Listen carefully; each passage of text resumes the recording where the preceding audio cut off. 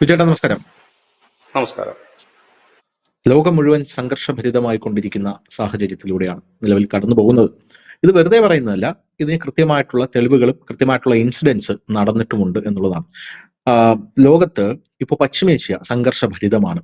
പോരാത്തതിന് ഏഷ്യയിൽ ഈ നമ്മുടെ ഈ ഇന്ത്യ, ചൈന, റഷ്യ, ഉത്തര കൊറിയ, തായ്വാൻ, വിയറ്റ്നാം, ഈ ഒരു ഭാഗത്ത്, ഈ ആസിയാൻ രാജ്യങ്ങളുടെ ഒരു ഭാഗത്തും അത്യാവശ്യം സംഘർഷം ഉടലെടുത്ത് വരുന്നുണ്ട് എന്നുള്ള റിപ്പോർട്ടുകൾ പുറത്തു വരുന്നുണ്ട്. അതിനിടയിൽ റഷ്യയും യുക്രൈനും തമ്മിലുള്ള യുദ്ധം നടക്കുന്നു. എല്ലാം കൊണ്ടും ലോകം ഒരു മൂന്നാം ലോക മഹായുദ്ധത്തിന് ഒരുങ്ങി നിൽക്കുന്നതായിട്ടുള്ള ഒരു സൂചനകളാണ് പുറത്ത് ലഭിക്കുന്നത്. ഇത് പറയാനുള്ള കാരണം ചില ഇൻസിഡൻസ് ആണ്. ആദ്യം നമുക്ക് മിഡിൽ ഈസ്റ്റിലോട്ട് വരാം. ഈ മിഡിൽ ഈസ്റ്റിനെ സംബന്ധിച്ച് ചില ആൾക്കാർ പറയുന്നുണ്ട് ഇസ്രായേലിന് കുറച്ച് കൂടുന്നുണ്ട് എന്ന് പറയുന്നുണ്ട്. കാരണം ഇസ്രായേല് യുദ്ധം നിർത്താനേ ഇസ്രായേലിന് താല്പര്യമില്ല. പിന്നെ ഇസ്രായേലിന് കുറച്ച് കൂടുന്നുണ്ട് എന്ന് ഇസ്രായേലി സപ്പോർട്ടേഴ്സ് തന്നെ പറയുന്നതിന്റെ പ്രധാനപ്പെട്ട കാരണം, ഇപ്പോ ഇസ്രായേല് അവിടെയുള്ള കുട്ടികളുടെ മേലെ മിസൈൽ പ്രയോഗിക്കാൻ തുടങ്ങിയിരിക്കുന്നു. അവിടെ ഭക്ഷണത്തിനായി കാത്തു നിൽക്കുന്ന, വെള്ളം കിട്ടാതെ 798 പേരാണ് അവിടെ മരിച്ചതെന്ന റിപ്പോർട്ട് നമ്മൾ കൊടുത്തിരുന്നു. അത് അവരുടെ ട്രക്കുകൾ ആക്രമിക്കുക. പിന്നെ ഇസ്രായേൽ പറയുന്നത് ഇത് ഞങ്ങളല്ല, ഇത് ഹമാസ് കൊള്ളയടിച്ചു കൊണ്ടുപോകുന്നത് കൊണ്ടാണ് എന്നുള്ള ഒരു രീതിയിൽ കാര്യങ്ങൾ പോകുന്നു. പിന്നെ ഈ അഭയാർത്ഥി ക്യാമ്പുകൾ ആക്രമിക്കുക, അവിടെ കുട്ടികളുണ്ടായിരിക്കും. മറ്റേ ഇസ്രായേൽ പറയുന്നത് ഞങ്ങൾ അറിയാതെ ആക്രമിച്ചതാണ്, ഞങ്ങളുടെ ലക്ഷ്യസ്ഥാനം അതല്ലായിരുന്നു, അതിനൊരു 500 മീറ്റർ അപ്പുറത്തായിരുന്നു, പക്ഷേ ഇത് മിസൈൽ അറിയാതെ വീണതാണ്. 93 പേര് മരിച്ചു, ഭൂരിഭാഗവും കുട്ടികളായിരുന്നു.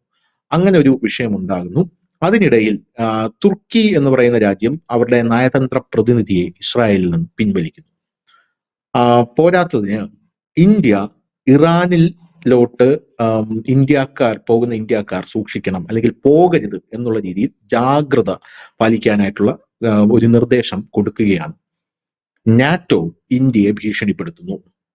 കാരണം നാറ്റോ ഇന്ത്യയെ ഭീഷണിപ്പെടുത്തുന്നതിന് തൊട്ടു മുമ്പ് യുക്രൈന് ആവശ്യമായിട്ടുള്ള ഇമ്മൻസീവായിട്ടുള്ള ആയുധങ്ങൾ അമേരിക്ക യുക്രൈനിൽ കൊണ്ട് നിറച്ചു കഴിഞ്ഞു. അവരുടെ ആയുധപ്പുര അമേരിക്ക നിറച്ചു കഴിഞ്ഞു. റഷ്യയും ഇസ്രായേലുമായിട്ട് അന്തർധാരയിൽ ചർച്ചകൾ നടക്കുന്നു. ഇതെല്ലാം നമുക്ക് കണക്ട് ചെയ്യാൻ പറ്റും. ഇതെല്ലാമായിട്ട് ലോകം ഒരു ഒരു ഒരു ഒരു സംഭവത്തിനായി ഒരുങ്ങി നിൽക്കുന്നതായിട്ടുള്ള ഒരു ചിത്രമാണ് പുറത്തേക്ക് വരുന്നത്. അതിനിടയിൽ ചൈന, ഇന്ന് വരുന്ന വാർത്തയാണ്, ചൈന തായ്വാന് ചുറ്റും 58 യുദ്ധവിമാനങ്ങൾ വിന്യസിച്ചു എന്നുള്ള റിപ്പോർട്ടുകൾ പുറത്തു വരുന്നു. പിന്നെ ഇന്ത്യയുടെ വാർത്തകളുണ്ട്. ഇതിൽ ഇന്ത്യയുടെ സംരക്ഷണത്തിനായിട്ടുള്ള പല കാര്യങ്ങളും ഇന്ത്യ ചെയ്യുന്നുണ്ട്. അത് നമുക്ക് വേറൊരു ടോപ്പിക്കാണ്, അതൊരു എക്സാക്ട് വേറൊരു ടോപ്പിക്കാണ്, അത് നമുക്ക് അടുത്തതിൽ എടുക്കാം. എങ്കിലും അതിന്റെ ഒരു ചെറിയൊരു സംക്ഷിപ്ത രൂപം പറയുകയാണെങ്കിൽ, നരേന്ദ്രമോദി അദ്ദേഹത്തിന്റെ ഒരു വിശ്വസ്തനെ ഒരു സ്ഥലത്തേക്ക് അയച്ചിട്ടുണ്ട്. അത് നമുക്ക് വേറൊരു ടോപ്പിക്കായിട്ട് നമുക്ക് എടുക്കാം. വേറൊരു സ്ഥലത്തേക്ക് അയച്ചിട്ടുണ്ട്. അപ്പോൾ എല്ലാം കൊണ്ടും ലോക രാജ്യങ്ങൾ, ഇപ്പൊ കിം ജോങ് ഉൻ വരെ റഷ്യയിലേക്ക് പട നയിക്കുന്ന ഒരു സാഹചര്യം ഉണ്ടായിട്ടുണ്ട്. UK-യും യൂറോപ്പെല്ലാം സജ്ജമായി നിൽക്കുന്നു. ഇത് ഗ്രാജ്വലി ഉണ്ടായ വളർച്ചയിൽ നിന്ന് ഉണ്ടായി ഇപ്പോൾ നിൽക്കുന്ന സ്റ്റേജാണ് ഞാനിപ്പോൾ പറയുന്നത്. അങ്ങനത്തെ ഒരു സാഹചര്യം ലോകത്ത് ഇപ്പോൾ ഉരുത്തിരിഞ്ഞ് നിൽക്കുകയാണ്. എന്തായിരിക്കും സംഭവിക്കാൻ പോകുന്നത്? യഥാർത്ഥത്തിൽ ഒരു മൂന്നാം ലോക മഹായുദ്ധത്തിനുള്ള ഒരു പടപ്പുറപ്പാടാണോ ഇത്?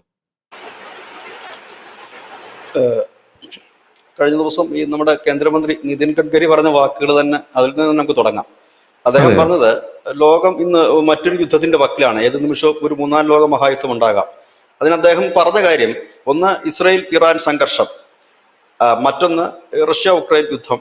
ഇതാണ് അദ്ദേഹം പ്രധാനമായി എടുത്തു പറഞ്ഞ രണ്ട് കാര്യങ്ങൾ. രണ്ട് യുദ്ധങ്ങൾ നടക്കുകയാണ്, അത് ചിലപ്പോൾ ഒരു ലോകയുദ്ധമായി പരിണമിച്ചേക്കാം എന്ന് അദ്ദേഹം പറയുന്നുണ്ട്. ഇവിടെ ശ്രദ്ധിക്കേണ്ട ഒരു കാര്യമുണ്ട്, ഈ ഇറാനുമായിട്ട് ഇപ്പോൾ ഉണ്ടായിരിക്കുന്നത്, ഇസ്രായേലുമായി ഉണ്ടായിരിക്കുന്നത് വെടിനിർത്തൽ മാത്രമാണ്. ഈ വെടിനിർത്തൽ എന്ന് പറഞ്ഞു കഴിഞ്ഞാൽ ഇപ്പോൾ ഓപ്പറേഷൻ സിന്ദൂറിലും വെടിനിർത്തലാണ്. ഈ വെടിനിർത്തൽ എന്ന് പറഞ്ഞാൽ അത് ശാശ്വതമായ ഒരു പരിഹാരമല്ല, ഒരു ഷോർട്ട് ബ്രേക്ക് എന്ന് പറയും. നമ്മൾ ഈ ചാനലുകാരുടെ ഒക്കെ ഇതിൽ പറഞ്ഞ ഒരു ഷോർട്ട് ബ്രേക്ക്, ഇപ്പൊ മടങ്ങി വരാം എന്ന് പറഞ്ഞിട്ട് നമ്മൾ ഈ അവതാരകർ പോകുന്നത് പോലെ ഒരു ചെറിയ ഒരു ഷോർട്ട് ബ്രേക്ക് മാത്രമാണ്. അത് വീണ്ടും ഒരു സംഘർഷത്തിലേക്ക് വരുമെന്ന് നമ്മൾ ഈ ചർച്ചകളിൽ തന്നെ പലവട്ടം പറഞ്ഞിട്ടുള്ളതുമാണ്. കുറച്ച് ശാന്തത ഉണ്ടാകും, ഇത് തീരില്ല എന്ന് പറഞ്ഞിരുന്നു.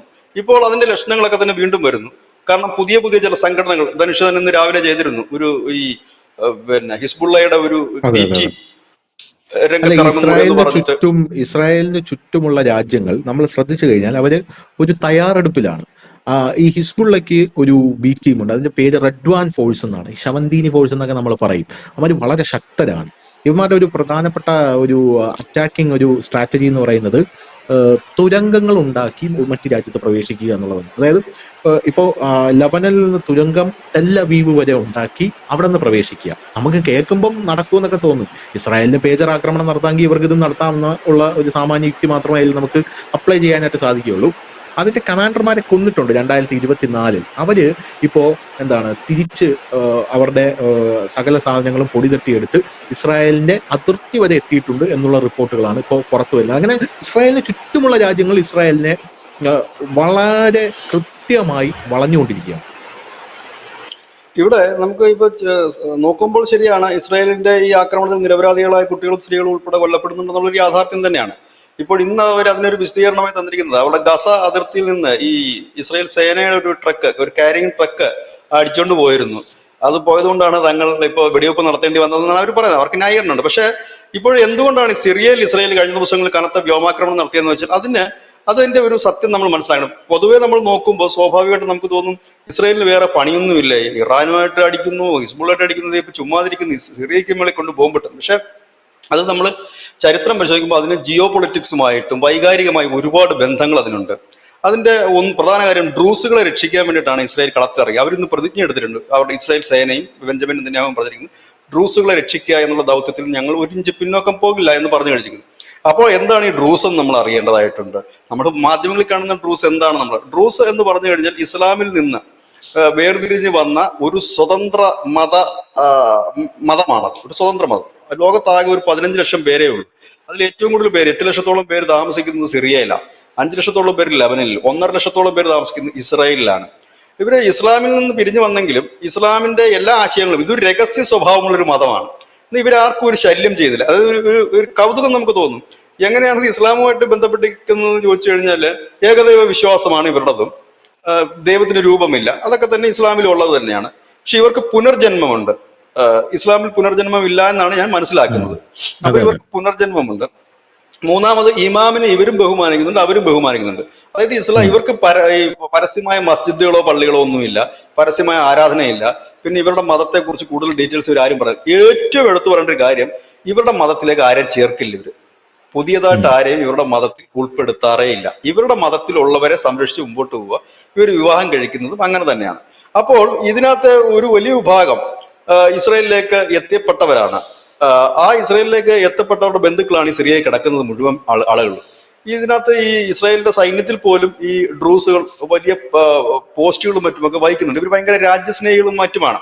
സിറിയയിൽ അസദ് ഭരണകൂടം ഉള്ളപ്പോൾ ശ്രദ്ധിക്കേണ്ട ഒരു വിഷയമുണ്ട്. അസദ് ഭരണകൂടം എന്ന് പറയുന്നത് ഇറാന്റെ ഒരു പിന്തുണയോടുകൂടി നിൽക്കുന്ന ഒരു ഭരണകൂടമായിരുന്നു. ആ അസദ് ഭരണകൂടം ഉള്ളപ്പോൾ ആ ഭരണകൂടത്തെ പിന്തുണച്ച ഒരു വിഭാഗമാണ്. അതായത് ഇവരുടെ ഒരു പ്രത്യേകത വെച്ചാൽ ഇവർ എവിടെ നിൽക്കുന്നു അവിടെ ആ ഭരണകൂടത്തെ പിന്തുണയ്ക്കുകയും ഇവരുടെ പോളിസി തന്നെ പാപങ്ങൾ ചെയ്യാതിരിക്കുക എന്നുള്ള ഒരു പ്രധാന പോളിസിയാണ് ഇവരുള്ളത്. അങ്ങനെ ഇവര് ഈ ഇസ്രായേലില് ഇവരെ കണക്ക് കൂട്ടുന്നത് ഈ ഒരു ചെറിയ ന്യൂനപക്ഷ വിഭാഗമായിട്ട് ഒരു പ്രത്യേക പരിഗണന ഇവർക്ക് കൊടുക്കുന്നുണ്ട്. പട്ടികജാതി പട്ടയവർഗത്തിന്റെ ഒരു കാറ്റഗറിയിൽ ഇവർക്ക് ഒരു പരിഗണന ഇസ്രായേലുകാർ കൊടുക്കുന്നു. എപ്പോഴൊക്കെ ഈ സിറിയയിൽ ഇതിനു മുമ്പും ഈ ഡ്രൂസുകൾക്ക് നേരെ ആക്രമണം, കാരണം ഡ്രൂസുകൾക്ക് പ്രത്യേക ഒരു കരാർ തന്നെയുണ്ട് സിറിയയിൽ. ഈ ഡ്രൂസുകൾക്ക് സ്വയംഭരണാധികാരമുള്ള പ്രദേശമുണ്ട്. കാരണം ഇവരുടെ ഗ്രാമത്തിൽ നിന്ന് വേറെ എങ്ങും പോകാറില്ല. വേറെ ആ ഒരു ഗ്രാമത്തിനകത്ത് ഒതുങ്ങി നിന്നുകൊണ്ടുള്ള കാര്യങ്ങളാണ്. അപ്പൊ ആ ഒരു കരാറുണ്ട്. അപ്പം ഇസ്രായേലിനെ സംബന്ധിച്ചെന്ന് പറഞ്ഞാൽ ഈ സിറിയയില് ഡ്രൂസുകൾക്ക് നേരെ എപ്പോഴും ആക്രമണം നടക്കുന്നു, അപ്പൊ ഈ ഇസ്രായേലില് വലിയ പ്രക്ഷോഭമാണ്. ഈ ഡ്രൂസുകൾ പ്രതിഷേധമായിട്ട് തെരുവിലിറങ്ങും, ഞങ്ങളുടെ സഹോദരങ്ങളെ കൊന്നു എന്ന് പറഞ്ഞു. അപ്പൊ അതുകൊണ്ട് ഇസ്രായേൽ എന്താണ് കണക്കൂട്ടുന്നത്, ഞങ്ങളുടെ തന്നെ സഹോദരങ്ങളാണ്. ഇസ്രായേൽ സേനയിലുള്ള അറബ് വിഭാഗവും ഇവർ തന്നെയാണ്. അപ്പൊ ഞങ്ങളുടെ സഹോദരങ്ങളാണ് ഇവര്. ശരിയാണ് പറയുമ്പോൾ നമ്മളിപ്പോ ഈ ബംഗ്ലാദേശിന്റെയും വെസ്റ്റ് ബംഗാളിന്റെയും ആസാമിന്റെയും കാര്യം പറയുന്നത് പോലെയാണ്. അവിടെയും ഇവിടെയും കിടക്കുന്നു. പാക് അധിനിവേശ കാശ്മീരിലുള്ളവരുടെ ബന്ധുക്കൾ കാശ്മീരിൽ കിടക്കുന്നു, കാശ്മീരിലുള്ളവരുടെ ബന്ധുക്കൾ പാക് അധിനിവേശ കാശ്മീരിലും ഉണ്ട്. ഇങ്ങനെ കിടക്കുന്ന ഒരു കാര്യം. ഇതിനാണ് ഇപ്പോൾ ഇസ്രായേൽ കളത്തിലിറങ്ങുകയും ഈ അവരുടെ സൈനിക താവളങ്ങളും ഒപ്പം തന്നെ ഹെഡ് ക്വാർട്ടേഴ്സ് ഉൾപ്പെടെ അടിച്ച് മാറ്റുകയും തകർക്കുകയും ചെയ്തിരുന്നു. ഇപ്പൊ സിറിയൻ സേന അവിടുന്ന് പിന്മാറിയിട്ടുണ്ട്. ഇപ്പൊ സിറിയൻ സേന ഈ പ്രദേശങ്ങൾ ക്യാപ്ചർ ചെയ്യാൻ വേണ്ടിയുള്ള ശ്രമം നടത്തി എന്നതാണ് ഇസ്രായേലിനെ പ്രകോപിപ്പിച്ചൊരു കാര്യം. കാരണം ഇവർക്ക് സ്വതന്ത്രമായിട്ടുള്ള പ്രവിശ്യയാണ്, അങ്ങോട്ടേക്ക് കടന്നു കയറാൻ ശ്രമിച്ചു. അതുകൂടാതെ തന്നെ ഈ ഭീകരവാദികൾ മിക്കവരും ഈ സുന്നി വിഭാഗത്തിൻ്റെതായിട്ടുള്ള തീവ്രവാദ സംഘടനകൾ, പ്രത്യേകിച്ച് ആ ഒരു വിഭാഗത്തിന്റെ ഷിയകൾക്കുണ്ട്, ഈ ഹൂത്തികൾക്കുണ്ട്, മിലീഷ്യൻസ് ഉണ്ട് എന്ന് പറയുന്ന ആ ഒരു വിഭാഗത്തിന്റെ അവരൊക്കെ ഏറ്റവും കൂടുതൽ ലക്ഷ്യം വെക്കുന്നത് ഈ ഡ്രൂസുകളെയാണ്. ഡ്രൂസുകൾ നമ്മുടെ ഈ യസീദികളെ പോലെ തന്നെ ഇവരെയും കൊന്നൊടുക്കുക എന്നുള്ളതാണ് അവരുടെ ആത്യന്തിക ലക്ഷ്യം. ഇപ്പോൾ ഈ സിറിയൻ ഭരണകൂടവും അത്തരത്തിൽ പട്ടാള ടാങ്കുകളും മറ്റും അങ്ങോട്ട് നീക്കിയപ്പോഴാണ് ഇസ്രായേൽ വലിയ രീതിയിൽ തന്നെ ഒരു ആക്രമണം നടത്തിയത്. പക്ഷെ ഇതൊരു പുതിയ യുദ്ധത്തിന് വഴിമരുന്നിട്ടിട്ടുണ്ടെന്ന് വേണമെങ്കിൽ പറയാം. പക്ഷെ സിറിയൻ സേന പിന്മാറി ഒരു കോംപ്രമൈസിന്റെ രീതിയിലേക്ക് പോകുന്നു. കാരണം അമേരിക്കയും ഇസ്രായേലും ഒക്കെ തന്നെ എടുത്തു വെച്ചിരിക്കുന്ന ഒരു സർക്കാരും കൂടിയാണത്. അത് അങ്ങനെ നിൽക്കുന്നു. ഇതിനിടയിൽ തുർക്കി പിന്നെ എല്ലായിടത്തും കൊണ്ട് തലയിടുന്ന ഒരു രാജ്യമായതുകൊണ്ട് തുർക്കി ഇപ്പൊ ഇസ്രായേലിൽ നിന്ന് നയതന്ത്ര പ്രതിനിധികളെ വിളിച്ചിട്ടുണ്ട്. തുർക്കി പറഞ്ഞ് ഇത് അനുവദിക്കാൻ കഴിയില്ല. കാരണം തുർക്കിക്കും ഒരുപാട് താല്പര്യങ്ങൾ സിറിയയിലുണ്ട്, തുർക്കിയുടെ അനുകൂലിക്കുന്ന വിഭാഗങ്ങളും സിറിയയിലുണ്ട്. ഇങ്ങനെയാണ് അതിന്റെ ഒരു പൊളിറ്റിക്സ് മുമ്പോട്ട് പോകുന്നത്. ഇതിനിടയിലാണ് ധനുഷ് പറഞ്ഞതുപോലെ ഹിസ്ബുള്ളയുടെ ഒരു ബി ടീം എന്നറിയപ്പെടുന്ന, ഇല്ലെങ്കിൽ ഹിസ്ബുള്ള പോലെ തന്നെ അത്ര ശക്തമല്ലെങ്കിൽ പോലും അത്യാവശ്യം രീതിയിൽ ആക്രമണം നടത്താൻ കഴിയുന്ന ഒരു വലിയ വിഭാഗം കൂടി ഇപ്പോൾ ഉരുത്തിരിഞ്ഞു വന്നിരിക്കുന്നു. നമുക്ക് അറിയാവുന്ന ഒരു കാര്യം, ലോകത്തെമ്പാടും ഈ തീവ്രവാദത്തെ നമുക്ക് വേരോടെ പിഴുതെറിയാൻ കഴിയില്ല ഒരിക്കലും. കാരണം അത് വേറൊരു രൂപത്തിൽ ഇങ്ങനെ മുള പൊട്ടിക്കൊണ്ട്, ഇതൊരു വൈറസ് ആണ്. നമ്മുടെ ഈ കോവിഡിന്റെ കാര്യം പറഞ്ഞാൽ കോവിഡ് വന്ന ഒരു വാക്സിൻ കൊടുത്തു, കോവിഡ് ഒതുങ്ങി, പിന്നെ പല രൂപത്തിലാണ് ഈ കോവിഡ് ഇപ്പൊ വന്നുകൊണ്ടിരിക്കുന്നത്. അപ്പൊ എന്ന് പറഞ്ഞാൽ ഇങ്ങനെ പടർന്ന് പന്തലിച്ചു പല വകഭേദത്തിൽ ഇങ്ങനെ വന്നുകൊണ്ടിരിക്കുകയാണ്. ഇപ്പൊ ലേറ്റസ്റ്റ് വന്ന മറ്റൊരു വാർത്ത, ഇസ്രായേൽ കഴിഞ്ഞ ദിവസം അവരുടെ ആരോ എന്ന് പറഞ്ഞിട്ട് അവർക്കൊരു മിസൈൽ ശൃംഖല തന്നെയുണ്ട്. ആ ശൃംഖലയുടെ ഏറ്റവും ലേറ്റസ്റ്റ് ആയിട്ടുള്ള ആരോ 4 എന്ന് പറഞ്ഞിട്ടൊരു ദീർഘദൂര ബാലിസ്റ്റിക് മിസൈൽ പരീക്ഷിച്ചു. അത് ഇറാന് ഉള്ളൊരു താക്കീതാണ് എന്നാണ് അന്താരാഷ്ട്ര മാധ്യമങ്ങൾ പറയുന്നത്. ഇതിനിടയിൽ ഖമേനി വീണ്ടും സജീവമായിട്ടുണ്ട്. അദ്ദേഹം പറയുന്നത് ഇസ്രായേല് പശ്ചിമേഷ്യയിലെ ക്യാൻസർ ആണ്, അവരെ തീർക്കാതെ എനിക്കിനി വിശ്രമമില്ല, ഇറാന് വിശ്രമമില്ല എന്ന് പറയുന്നു. അപ്പോൾ തന്നെ മറ്റൊരു വിഷയം അവിടെ നിൽക്കുന്നുണ്ട്. ഇറാന്റെ പക്കലുള്ള യുറേനിയം നശിപ്പിക്കാനായിട്ട് ആ അറ്റാക്കിന് കഴിഞ്ഞിട്ടില്ല, യുറേനിയം സേഫ് ആണ് ഇറാനിൽ എന്ന് കൊണ്ട് ആ ഭാഗങ്ങൾ ഇസ്രായേൽ ആക്രമിക്കുന്നു. ഇതെല്ലാം മുൻകൂട്ടി കണ്ടിട്ടാണ് ഇന്ത്യൻ എംബസി ഒരു പത്രക്കുറിപ്പ് ഇറക്കിയിരിക്കുന്നു. എക്സിലാണ് അവർ പോസ്റ്റ് ചെയ്തിരിക്കുന്നത്. അവർ പറഞ്ഞിരിക്കുന്നത് ഇന്ത്യക്കാർ അനാവശ്യ യാത്രകൾ ഇറാനിലേക്ക് നടത്തരുത്, നിങ്ങൾ ഡെയിലി ഉള്ള അന്താരാഷ്ട്ര അപ്ഡേറ്റ്സുകൾ നോക്കണം, ഒപ്പം തന്നെ ഇന്ത്യൻ എംബസി നൽകുന്ന നിർദ്ദേശങ്ങൾ നിങ്ങൾ കൃത്യമായി പാലിക്കുകയും ഫോളോ അപ്പ് ചെയ്യുകയും വേണം എന്ന് അവർ പറഞ്ഞിട്ടുണ്ട്. ഒപ്പം തന്നെ ഇന്ത്യൻ എംബസി പറയുന്ന പ്രധാനപ്പെട്ട കാര്യം, ഇന്ത്യക്കാർ ആരെങ്കിലും ഇറാനിൽ നിന്ന് ഇന്ത്യയിലേക്ക് മടങ്ങി വരാൻ ആഗ്രഹിക്കുന്നുണ്ടെങ്കിൽ അവർക്ക് ഇപ്പോഴും ഓപ്ഷൻ ഉണ്ട്, അത് ഉപയോഗപ്പെടുത്താം. അതല്ലാതെ തലയെ ബോംബ് വന്ന് വീണു മുമ്പ് എന്നെ രക്ഷിക്കുമെന്ന് പറയുന്നതല്ല. നേരത്തെ തന്നെ ഇന്ത്യൻ എംബസി പറഞ്ഞിട്ടുണ്ട് നിങ്ങൾക്ക് വരാം എന്ന് പറഞ്ഞു കഴിഞ്ഞിട്ടുണ്ട് ഓൾറെഡി. നമ്മുടെ രാജ്യത്തിലെ ചില ആളുകളുടെ ഒരു പ്രധാന സ്വഭാവം എന്ന് വെച്ച് കഴിഞ്ഞാൽ ഈ ഇതൊക്കെ ഒന്ന് കണ്ട് രസിച്ചിട്ട് പോകാമെന്ന് കരുതി നിൽക്കുന്നവരും ഉണ്ട്. മുമ്പേ നമ്മൾ പറയും ഇന്നലെ എന്റെ രാജ്യത്ത് നിന്നൊക്കെ മുൻപ് തന്നെ നമ്മുടെ രാജ്യം മുന്നറിയിപ്പ് കൊടുക്കും, നിങ്ങൾ വരുന്നെങ്കിൽ വാ, നമുക്കതേ ഫ്ലൈറ്റ് ഉണ്ട് എന്ന് പറഞ്ഞാലും അവിടെ കറങ്ങി നിൽക്കും. കറങ്ങി നിന്ന് ബോംബൊക്കെ ഉച്ചി വീണ് തുടങ്ങുമ്പോൾ കടന്ന് കൈയും കയറിട്ടടിക്കും, നിലവിളിക്കും, ഭയങ്കര വിഷയമാണ്. ഉടനെ നമ്മുടെ നാട്ടിലെ ചാനലുകാരൊക്കെ പോകും. ഇനി രക്ഷപ്പെടുത്തിക്കൊണ്ടുവന്ന് ഉടനെ പറയുന്നത് അറിയാവോ, ഞങ്ങൾക്ക് AC റൂം കിട്ടിയില്ല, ടോയ്ലറ്റ് വളരെ കുഴപ്പമായിരുന്നു, ബസ് കിട്ടില്ല, രാവിലത്തെ ബിരിയാണിക്ക് അല്പം ഉപ്പ് കൂടുതലായിരുന്നു, ഇതൊക്കെയാണ് പറയുന്ന ഒരു കാര്യം. ഇങ്ങനെ പോകുന്നു. അതൊരു നമ്മുടെ ഒരു സ്വഭാവമാണത്. അപ്പൊ അത് നമ്മൾ കുറ്റം പറഞ്ഞൊരു കാര്യമില്ല. അപ്പൊ ഇങ്ങനെ ഒരു മുന്നറിയിപ്പ് ഇപ്പോഴേ ഉണ്ട്. ഇനി ആരെങ്കിലും ആ മുന്നറിയിപ്പ് പറഞ്ഞില്ലെങ്കിൽ, ഇപ്പൊ ഈ വാർത്ത കാണുന്ന ആരെങ്കിലും ഉണ്ടെങ്കിൽ, ഇറാനിലുള്ള ഏതെങ്കിലും മലയാളികൾ ഉണ്ടെങ്കിൽ, ഇങ്ങനെ ഒരു മുന്നറിയിപ്പ് ഇന്ത്യൻ എംബസി നൽകിയിട്ടുണ്ട്, അവിടുന്ന് വരിക. കാരണം അങ്ങനത്തെ ഒരു സംഘർഷഭരിതമായ അവസ്ഥയാണ്. ഇതിനും ഒരാഴ്ച മുമ്പ് അവരുടെ തെക്ക് പടിഞ്ഞാറൻ വ്യോമ അതിർത്തി ഇറാൻ അടച്ചിരുന്നു. ഇതുവരെ അത് തുറന്നു കൊടുത്തായിട്ടുള്ള വാർത്തകളൊന്നുമില്ല. അത് നമ്മൾ ന്യൂസ് ഇന്ത്യ മലയാളം ആ വാർത്ത വലിയ ബ്രേക്കിംഗ് ആയിട്ട് ചെയ്തിരുന്നു. ഇറാൻ അവരുടെ വ്യോമപാതകൾ അടച്ചു. അവരുടെ തെക്ക് പടിഞ്ഞാറൻ മേഖലയാണ്. അവിടുത്തെ പല പ്രധാനപ്പെട്ട എയർപോർട്ടുകളും അവർ ക്ലോസ് ചെയ്ത് കഴിഞ്ഞു. അതായത് അവർ ഏത് നിമിഷവും ഒരു ആക്രമണം പ്രതീക്ഷിക്കുന്നുണ്ട്. ഇസ്രായേലിന്റെ ഭാഗത്തുനിന്ന് ഒരു ആക്രമണം അവർ പ്രതീക്ഷിക്കുന്നു. ഇപ്പോഴെന്ത് പറ്റി? അതിന് ആക്കം കൂട്ടുന്ന തരത്തിലായി മാറി ഇസ്രായേൽ ഇപ്പോൾ ഈ സിറിയയിൽ നടത്തുന്ന ആക്രമണം. അത് ഇറാനെ ഒരുപാട് ചൊടിപ്പിച്ചിട്ടുണ്ട്. കാരണം മിലീഷ്യകൾക്കെതിരെയാണ്. മിലീഷ്യകളും ഡ്രൂസുകളും തമ്മിലായിരുന്നു ആദ്യം ഒരു പോരാട്ടം. മിലീഷ്യകൾ എന്ന് പറഞ്ഞാൽ ഇറാന്റെ പ്രോക്സികളാണ്. അവർ തമ്മിലുള്ള ഏറ്റുമുട്ടൽ ഇസ്രായേൽ നേരിട്ട് ഇടപെട്ടതോടുകൂടി വീണ്ടും പ്രശ്നം രൂക്ഷമായിക്കൊണ്ടേയിരിക്കുന്നു. ഈ ഒരു സാഹചര്യത്തിലാണ് കഴിഞ്ഞ ദിവസം ഇസ്രായേലും റഷ്യയും തമ്മിൽ ചില ചർച്ചകളും മറ്റും നടന്നെന്നുള്ള വാർത്തകളും പുറത്തു വരുന്നു. അതായത് ഒരു വല്ലാത്ത സംഘർഷത്തിലേക്ക് കാര്യങ്ങൾ പോകുന്നു. ഇതിനിടയിൽ പെടുന്നത് കൂടുതലും അമേരിക്കയാകാനാണ് സാധ്യത. കാരണം സിറിയയെ സംബന്ധിച്ച് അമേരിക്കയ്ക്കാണ് നിർണായക റോള് വഹിക്കാൻ കഴിയുന്നത്. കാരണം അവരുടെ ഒരു ഇല്ലെങ്കിൽ അവരുടെ ഒരു അണ്ടറിൽ നിൽക്കുന്ന സർക്കാരാണ് ഇപ്പോഴുള്ളത്.